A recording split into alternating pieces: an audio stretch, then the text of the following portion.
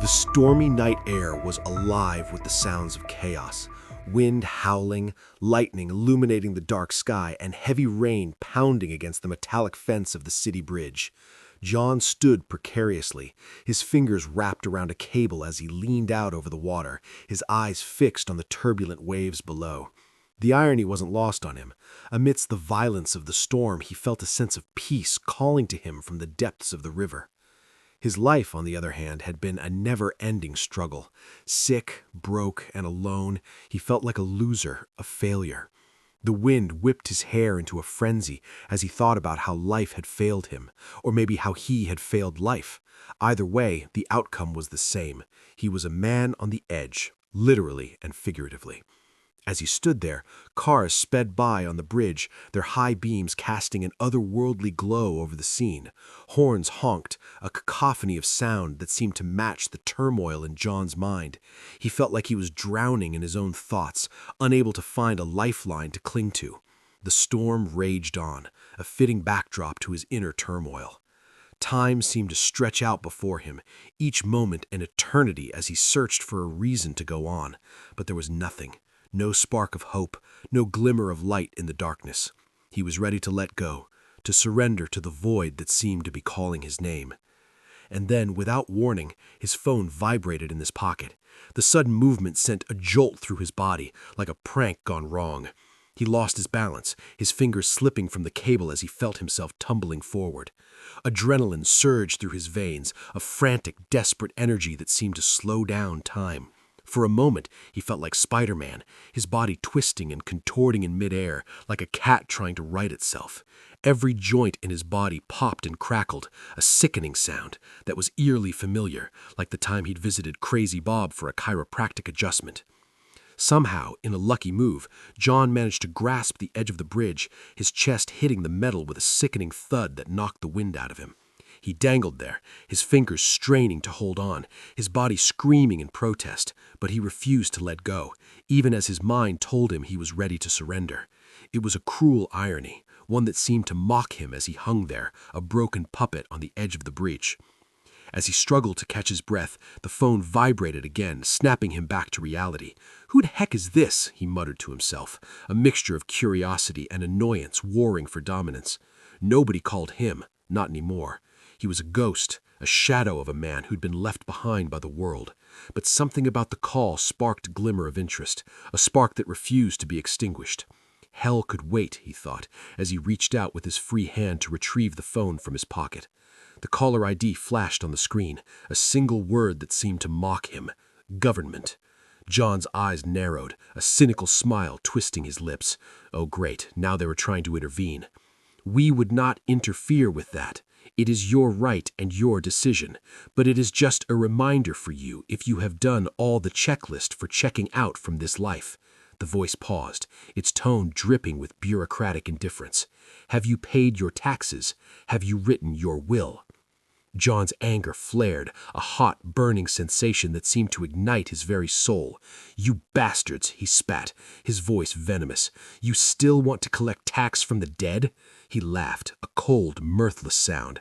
"I want to kill myself, and write a will to who? I don't have anyone. I don't have anyone." The words trailed off, lost in a sea of despair. He felt himself letting go, his grip on the edge of the bridge loosening as he sobbed, the tears mingling with the rain that poured down around him. But then, like a spark of lightning illuminating the darkness, a thought flashed into his mind. It was a simple, almost ridiculous idea, but it seemed to snap him back to reality. His eyes flew open, his grip on the bridge tightening as he whispered the words to himself. "What if I have someone?" The thought seemed to explode in his mind, a riot of emotions and questions that left him gasping. He shouted the words aloud, his voice carrying above the storm. "What if I have someone?" In that moment, something shifted inside John. A spark of hope flared to life, a tiny flame that seemed to grow in intensity as he clung to the edge of the bridge. He didn't want to die, not anymore. He wanted to live.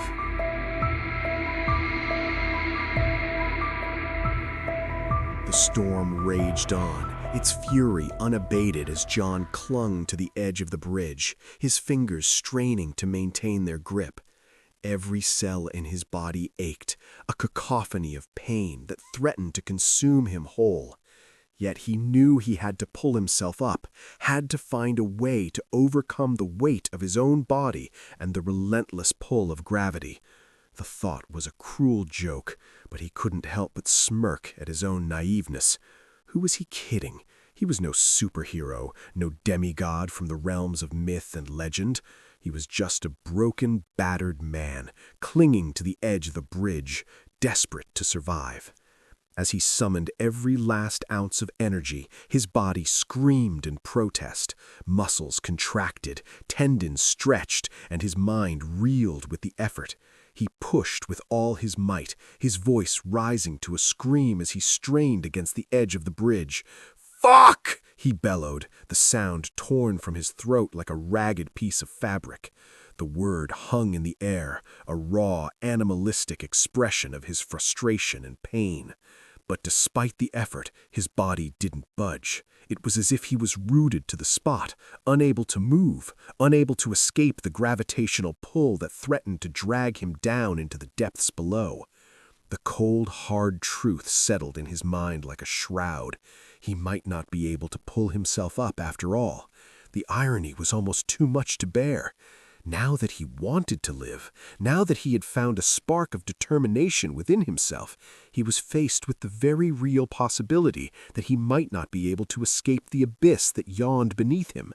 The thought sent a chill coursing through his veins, a creeping sense of dread that seemed to seep into his very bones. He could feel the hands of despair reaching up to claim him, could sense the darkness closing in around him like a living, breathing entity. But John refused to give up. He had remembered a YouTube video he had watched once, a video about manifestation and the power of the human mind. If you thought hard enough, if you focused your energy and your intent, you could make anything happen. It was a ridiculous idea, a fantasy born of desperation and despair. Yet John clung to it like a lifeline, a fragile thread of hope in a world that seemed determined to crush him. He closed his eyes, focused his mind, and imagined himself pulling himself up. Imagined the strength and the power flowing through his body like a river of fire. He pushed, he strained, and he shouted once more, the sound torn from his throat like a raw, animalistic cry. "Fuck!" he bellowed, the word echoing off the bridge's metalwork. "It's all bullshit!" The curse hung in the air, a defiant rejection of the universe and its cruel, capricious ways. But as he spoke, John's grip on the edge of the bridge began to slip. His fingers, numb and trembling, lost their purchase on the wet metal, and he felt himself falling, felt the weight of his body dragging him down into the abyss. It was a slow, agonizing descent, a crawl towards oblivion that seemed to stretch out before him like an eternity. And yet John refused to give up. He had given up on so much in his life, had surrendered to the darkness and the despair that had haunted him for so long. But not now, not when he had finally found a reason to live, a spark of determination that burned within him like a fire. He gathered every last ounce of energy, every scrap of strength, and focused it on his arms, on the muscles that trembled and screamed in protest. He pushed, he pulled, and he shouted, the sound torn from his throat like a raw, animalistic cry. The effort was agony, a slow, tortured crawl towards the edge of the bridge. John's body seemed to move in slow motion, his muscles straining, his tendons stretching, and his mind reeling with the effort. He was a turtle giving birth to an ostrich-sized egg, a ridiculous, impossible image that seemed to capture the essence of his struggle. And yet, slowly, incrementally, he began to make progress. His body budged, his muscles contracted, and he pulled himself up, millimeter by agonizing millimeter. The pain was a living, breathing creature, a monster that devoured him whole. John's voice was a raw, animalistic scream, his throat torn and bleeding, his vocal cords strained to the breaking point. But he didn't care. He didn't care about the pain, about the agony, about the sheer, unadulterated horror of it all. He just cared about living, about surviving, about pulling himself up onto the bridge and rolling over onto the asphalt like a dead, broken thing. As he finally hauled himself up, John collapsed onto the bridge, his body sprawled out like a puppet with its strings cut. He lay there, panting, his heart racing, his spirit seemingly torn from his body. The rain pounded down on him, drumming against his face, filling his mouth with water and blood, and cascading down his throat like a river of pain. John's eyes gazed up at the bridge lights above him, a blur of color and sound that seemed to stretch out before him like an eternity. And then everything went black.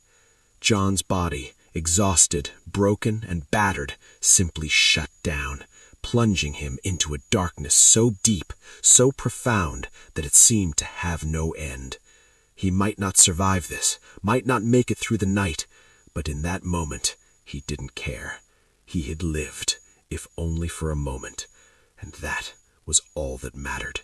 The rest, as they say, was history, a fragile, flickering thread of existence that hung in the balance, waiting to be torn asunder by the cruel, capricious winds of fate.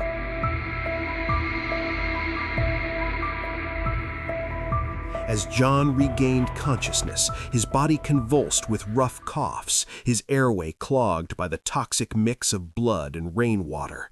The metallic taste of blood filled his mouth, and his lungs felt like they were drowning in the liquid that had accumulated inside him. The stormy night air still howled around him, its ferocity unrelenting as the rain pounded against the asphalt, creating a rhythmic melody that seemed to echo his own heartbeat. He tried to move, to get up from the cold, hard ground, but his body wouldn't budge. It was as if he had been transformed into a statue, a piece of stone glued to the asphalt, unable to respond to his brain's desperate commands. The realization hit him like a ton of bricks. He couldn't just lie down on the asphalt like that, exposed to the merciless storm. The rain stung his skin, and the wind whipped his hair into a frenzy, threatening to consume him whole. With a surge of adrenaline, he gathered all his energy, focusing it on the task at hand. He pushed against the ground, his muscles screaming in protest, and tried to sit up. The effort was agonizing, his body feeling like it was being ripped apart from the inside out. He let out a blood-curdling scream, a sound that was both primal and haunting, like a dead man rising out of a coffin. As he sat up, the world around him began to spin, a dizzying blur of color and sound. The storm raged on, its fury unabated, but John's mind was focused on a single goal: to get to his car, a few blocks away from the bridge. He remembered the car, a lifeline in the midst of the chaos, and his body responded to the thought. He started to move, slowly, painfully, like a zombie shuffling through the darkness. The rain battered him, threatening to send him tumbling back to the ground, but he refused to give up. He moved forward, one step at a time, his eyes fixed on some distant point in the future. The walk was an eternity, a never-ending trek through the stormy night. John's body ached with every step, his muscles protesting the movement, but he pushed on, driven by a fierce determination. Finally, after what seemed like an eternity, he saw his car, a dark shape looming in the distance. He stumbled towards it, his legs trembling with exhaustion, and reached out to his pocket to grab the keys. But his pocket was empty, and a cold dread began to creep up his spine. He realized with a jolt of panic that the keys must have fallen into the river when he was hanging from the edge of the bridge. The thought was like a punch to the gut, leaving him breathless and disbelieving. He screamed out loud, the sound torn from his throat like a raw, animalistic cry. "Fuck!" he bellowed, the word echoing off the surrounding buildings. For a moment, he stood there, frozen in anger and frustration, the storm raging on around him. Then something inside him snapped, a switch flipped, and he felt a surge of recklessness course through his veins. He grabbed a rock, its surface rough and unforgiving, and smashed it into the driver's window of his car. The sound was like music to his ears, a symphony of shattering glass and crunching metal. The action was liberating, a release of all the pent-up anger and frustration that had been building inside him. He felt like he had crossed a line, like he had become a different person, a person who didn't care about the rules or the consequences. He was a bad boy now, a rebel without a cause, and the thought was exhilarating. He opened the door, the sound of shattering glass still echoing in his ears, and jumped into the car. The interior was dark and musty, the air thick with the smell of leather and gasoline. He started the engine, feeling the car roar to life beneath him, and put it into gear. As he drove, John felt like a maniac, a wild animal unleashed on the streets. He sped through the traffic lights, ignoring the red signals, and took the curves with a reckless abandon. The car screeched and groaned, its tires squealing in protest, but John didn't care. He was driven by a singular focus, a determination to get to his destination no matter what. The storm raged on around him, the wind and rain battering the car like a relentless drumbeat. But John felt alive, felt like he was defying the very universe itself. The drive was a blur, a chaotic mix of sound and color that seemed to stretch out before him like an eternity. He didn't notice the other cars, the pedestrians, or the buildings. All he saw was the road ahead, a dark and winding path that seemed to lead him deeper into the heart of the storm. Finally, after what seemed like an eternity, he saw his house, a dark shape looming in the distance. He put his foot down, feeling the car surge forward, then he slammed on the brakes, bringing the car to an abrupt stop. The tires screeched, the car shuddered, and John felt a rush of adrenaline course through his veins. He was home, or at least he was at his destination. He got out of the car, the storm still raging behind him, and walked towards the front door of his house. As he opened it, a lightning bolt lit up the sky, casting his shadow inside the house like a dark and ominous silhouette. It was a scary picture, a sign of the new John, a person who had emerged from the depths of the storm like a phoenix from the ashes. As he stepped inside, the door creaked shut behind him, shutting out the storm and the chaos of the world outside. John stood there, his chest heaving, his heart still racing from the drive. He looked around, taking in the familiar surroundings of his house, and felt a sense of disorientation. Everything seemed different, like he was seeing it all for the first time. The storm raged on outside, but inside, John felt a sense of calm, a sense of purpose. He had survived the night, and in doing so, he had become someone new, someone who was ready to face whatever the future held.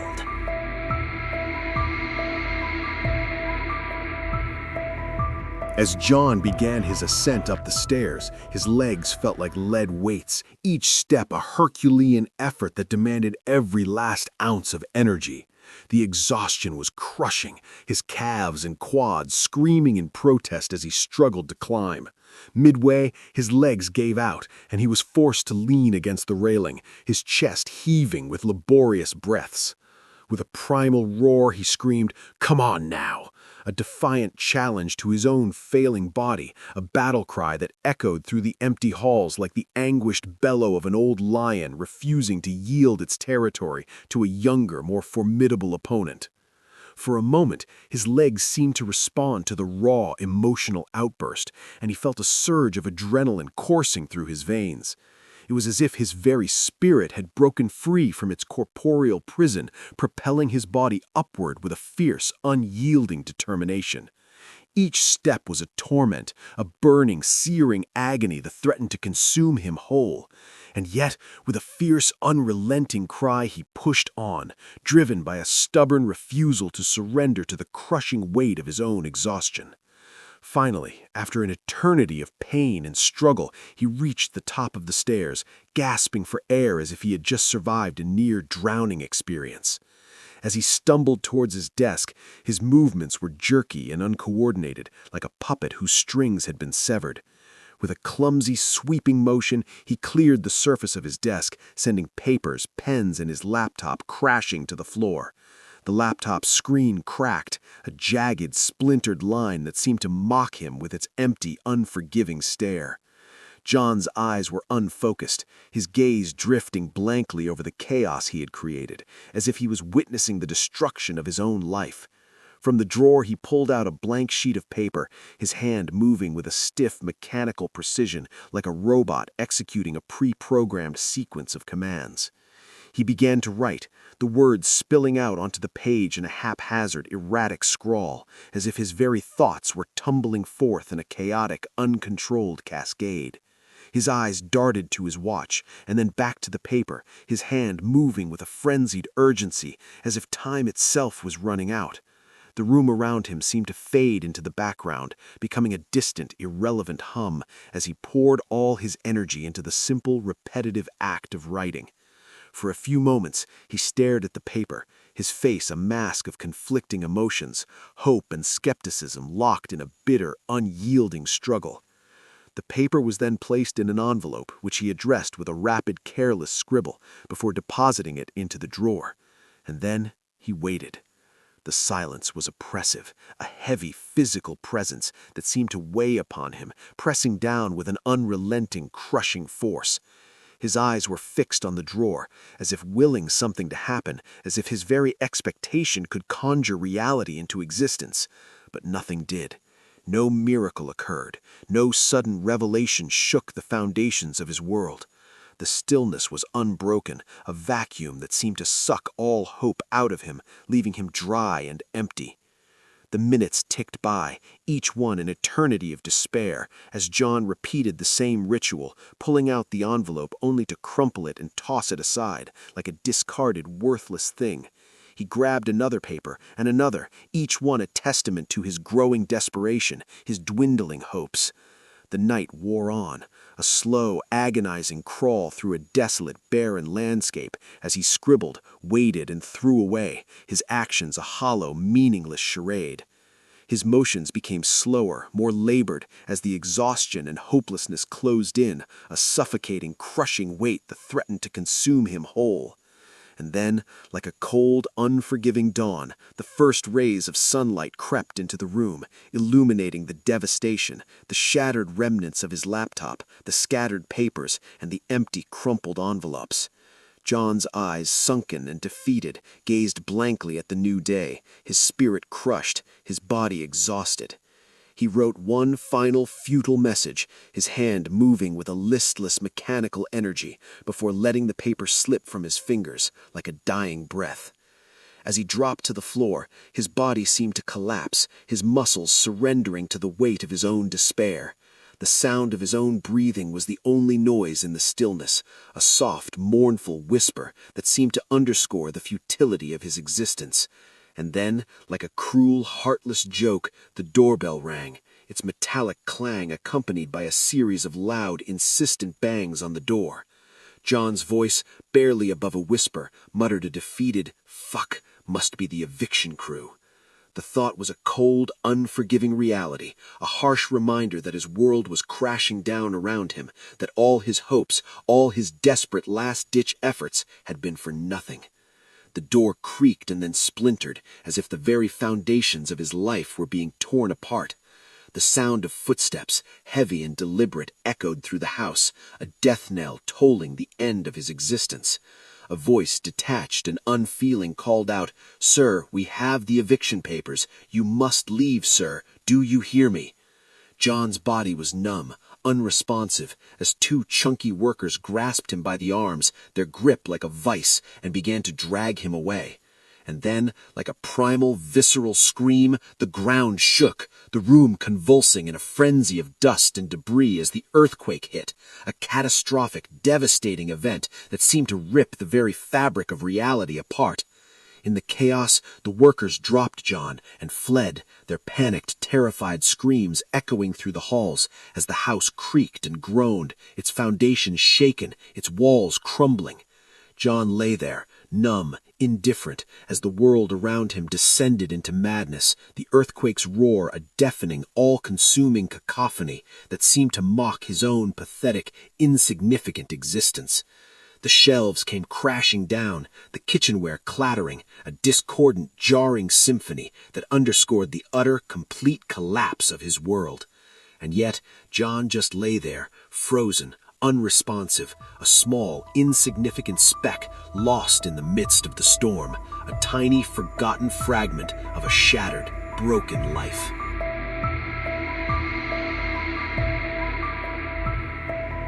As the hours ticked by, the silence in the house grew thicker, like a heavy fog that clung to every surface. John lay on the floor, numb and crushed, his great idea that had brought him back from the brink of death now a distant memory. The evacuation crew would never returned, and for that he was grateful. If it wasn't for the earthquake, he would have been out on the streets by now, forced to face the harsh reality of his situation. But for now, he had a temporary reprieve, a chance to lay on the floor and stare at the ceiling for as long as he wanted. The ceiling seemed to stretch on forever, an endless expanse of blank space that mirrored the emptiness in his soul. John's mind wandered, drifting back to the letters he had written, the desperate attempt to cling to something, anything that could bring him hope. What had he been thinking? Had he already been insane? The questions swirled in his mind, taunting him with their cruel uncertainty. Maybe, just maybe, he had been delusional, thinking that someone, anyone, would care about his plight. As the minutes turned into hours, John's body began to ache, his joints stiff from the cold, hard floor. He knew he couldn't stay there forever, that eventually the eviction crew would return, and he would be forced to face the music. But for now, he was content to simply exist, to let the weight of his failures wash over him like a wave. The earthquake had been a blessing in disguise, a temporary distraction from the crushing reality of his situation. But as the hours dragged on, John's boredom began to get the better of him. He slowly, painfully got to his feet, his movements akin to a drunken sloth. Even slower than that.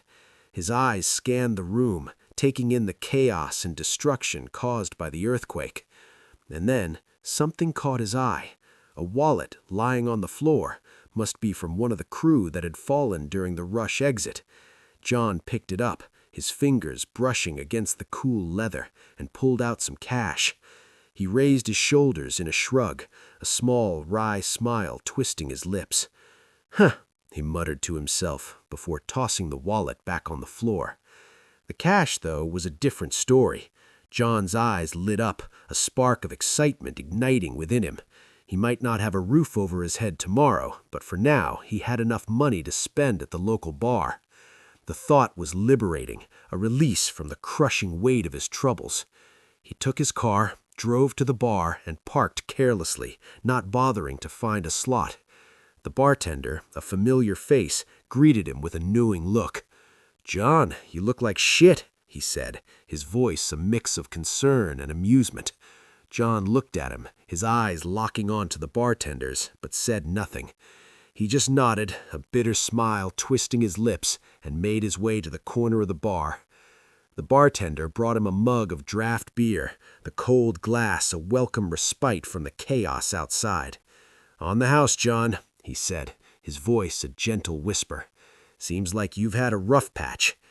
John looked up at him, his eyes acknowledging the kindness, before taking a sip of the beer. The bitter taste was a welcome distraction, a momentary escape from the hell that was his life. For hours, John sat at the bar, nursing his beer, lost in his own world.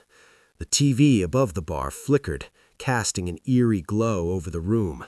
The footage of the earthquake was devastating, the city laid waste by the catastrophic event. But John didn't care. There was nothing, nobody for him in that city anyway. He gazed blankly at the screen, his mind a million miles away, as the bartender chatted with the regulars, the sounds of laughter and conversation a distant hum in the background. But then something caught his eye. A TV reporter was talking about a non-earthquake-related event, about corn farms that had been destroyed by vandalism. The helicopter footage showed miles of burnt farms, the paths of destruction strange and eerie. The reporter's voice was serious, grave, as he described the strange shapes of the burnt paths, squares, triangles, circles. John's eyes widened, his mind racing, as he felt a spark of recognition. What was it about the image that seemed so familiar? He struggled to place it, his mind racking his brain as the reporter continued to talk about the senseless act of vandalism. And then, like a bolt of lightning, it hit him. Did it work? He muttered to himself, his eyes scanning the room as if searching for an answer. It must have. "Oh my God," he whispered, his voice barely audible. The realization was like a punch to the gut, leaving him breathless and shaken. Suddenly, the beer, the bar, the chaos outside, all seemed irrelevant. He tossed the cash on the table, his movements urgent, and made a beeline for the door. The bartender's voice, calling out to him, was distant, unimportant, as John stumbled out into the night, his mind reeling with the implications of what he had just seen.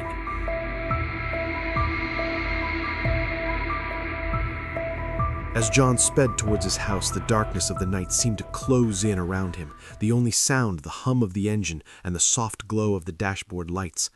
But his momentary escape from the chaos of his life was short-lived, as the car sputtered and died just a few blocks from his house. "Fuck!" he exclaimed, slamming his fist on the steering wheel as the reality of his situation sunk in. He got out of the car, the cold night air a shock to his system, and slammed the door behind him with another loud "fuck!", this time louder and from the bottom of his lungs, while banging on the roof of the car in frustration. The alcohol he had consumed at the bar seemed to have given him a temporary boost, and he shook his head, feeling a mix of anger and desperation. He started running towards his house, the exhaustion and pain in his body momentarily forgotten in his urgency to get to his destination. The streets were empty, the only sound the pounding of his feet on the pavement and the distant hum of a city that never slept. As he ran, the houses seemed to blur together, a never-ending stream of identical buildings, each one a reminder of the monotony and desperation of his life. John finally reached his house and ran upstairs to his office, the adrenaline still coursing through his veins. He found the laptop on the floor and picked it up, blowing off the dust that covered the screen, revealing the big crack that ran down its length. He started the laptop, and to his surprise, it still worked. "Thanks God," he muttered, as at least one thing seemed to be going his way, partially. He cleaned the screen a bit more with a sleeve and quickly started to search for the burnt crops on the farms, his eyes scanning the images intensely, trying to understand why the pattern seemed familiar to him while it was random to others. As he looked at the images, something suddenly struck him, and he exclaimed, "No way!" and ran out of the office, his mind racing with the implications.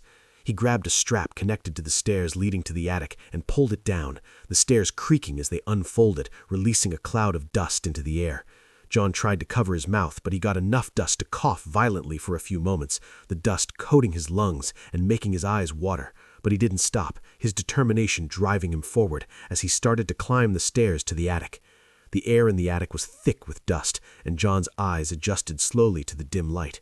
He pulled a string connected to a lamp, and a dim light flickered to life, illuminating the space and revealing the thick layer of dust that coated everything. John started to scan the attic with his eyes, looking for something, but he wasn't sure what. His quick scan yielded nothing, and he started to move and throw stuff around, the noise echoing through the attic as he searched for whatever it was he was looking for. The search continued for a few minutes, until he reached a wooden chest, which he opened, revealing a bunch of books and notebooks inside. John started to look at each of the notebooks one by one, briefly flipping through the pages before tossing them aside and moving on to the next. His search was frantic, his movements quick, as he rummaged through the chest, his eyes scanning the pages until he finally arrived at a notebook that caught his attention. He quickly realized that this was what he was looking for and exclaimed, "That's it!" as he tried to brush off the dust with his hand. He quickly looked inside the notebook and saw his own handwriting, the familiar script a welcome sight, as he confirmed that this was indeed what he had been searching for. As he delved deeper into the notebook, John's excitement grew, and he quickly got up and started to run down the stairs from the attic, his speed too fast and his excitement too great. He missed a loose step and lost his balance on the railing, falling down and face-planting on the wooden floor. The impact was hard, and it knocked the wind out of him, leaving him gasping for breath. He lay there for a moment, collecting himself, before reaching up to his broken nose, which was bleeding, the mix of blood and dust creating a thick, bloody mixture on his face. He spat out the blood and a broken tooth as he made a painful moan and exclaimed, "Fucking hell!" in agony. As he slowly got up, John reached for the notebook, which had fallen a few meters away, and grabbed it before slowly walking in pain towards the office. He sat down, his body aching and his nose throbbing, but his mind still racing with excitement. He opened the notebook and looked at his handwriting, the notes describing a secret code that he had invented when he was young. The code had been used to communicate with his first girlfriend, and looking at the notes brought back some of those memories, but only for a moment, as the reality of his situation quickly snapped him back to the present. He started to compare the code with the burnt patches on the fields, and his eyes widened as he realized that it was a match.